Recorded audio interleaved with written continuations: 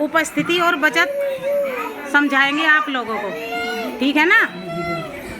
सभी को हम उपस्थिति और बचत समझा रहे हैं, आप जो है ना ध्यान से देखना।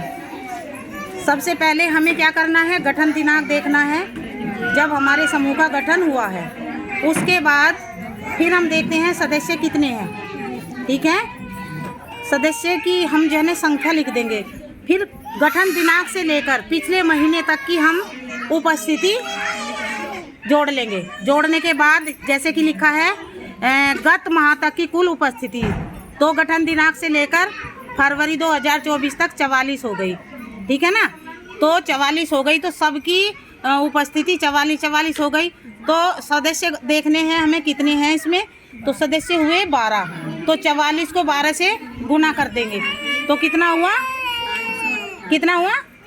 528। उसके बाद एक सदस्य ने 100 रुपये महीने के हिसाब से बचत दी, तो फिर एक सदस्य की बचत कितनी हुई 4400 रुपये, ठीक है ना। 4400 रुपये हो गई।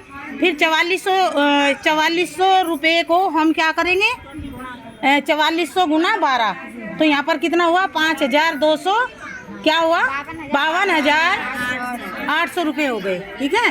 फिर जो है ना ये वर्तमान महीने की क्या है बैठक है, तो इसमें हम क्या करेंगे, जितने सदस्य आए उनकी हम प्रेजेंट भर देंगे। प्रेजेंट को फिर हम कुल कर देंगे। उसके बाद फिर हम बचत, हर सदस्य की बचत जमा करेंगे, उसका भी हम कुल कर देंगे, ठीक है। फिर देखते हैं उससे अगले महीने की उपस्थिति देखते हैं, तो उसकी जितने सदस्य आए उनकी हम प्रेजेंट भर देंगे। प्रेजेंट भरने के बाद फिर उसको कुल कर देंगे। फिर देखते हैं बचत, तो जितने सदस्य आए उनसे बचत लेंगे। तो एक सदस्य 100 रुपये महीने के हिसाब से बचत को कर रहा है, तो प्रत्येक सदस्य ने 100 रुपये बचत के दिए, तो कुल कितने हुए 1200 रुपये। फिर अगले महीने चलते हैं 25/5/2024 को, तो सदस्य कितने उपस्थित हुए 11, तो कुल कर देंगे 11, प्रेजेंट 11 हुए ना। तो सदस्यों ने बचत जमा की कितनी 100 रुपये के हिसाब से 1100, ठीक है ना। तो फिर अगले महीने में फिर क्या करेंगे, फिर जितने सदस्य आए हैं उनकी हम प्रेजेंट फिर कुल कर देंगे। फिर एक सदस्य पिछले महीने में नहीं आया था, तो उससे हम डबल बचत लेंगे, ठीक है ना। जैसे कि प्रत्येक सदस्य ने 100 रुपये बचत के जमा किए हैं, तो जो पिछले महीने एब्सेंट था मई में, तो उससे हम डबल बचत लेंगे। जैसे ये लिया है हमने 200 रुपये, ठीक है ना, तो पूरी बचत कितनी हो गई 1300 रुपये, ठीक। उसके बाद फिर यहाँ पर कोई बैठक नहीं है, तो इसमें हमने डैश कर दिया।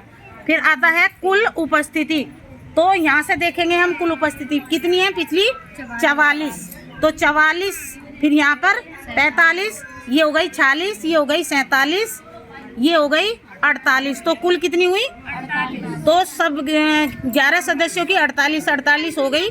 एक सदस्य अनुपस्थित था, तो उसकी उपस्थिति कितनी हुई 47। इसका हम कुल कर देंगे, तो कुल कितना हुआ, ठीक है ना। उसके बाद फिर हम बचत को जोड़ेंगे। पिछली बचत 4400 थी एक सदस्य की, 4400, फिर ये हो गए 100, 45, फिर 46, फिर 47, फिर 48, यानी कि एक सदस्य की बचत कितनी हुई 4800 रुपये। तो कुल जो है ना 4848 हो गए।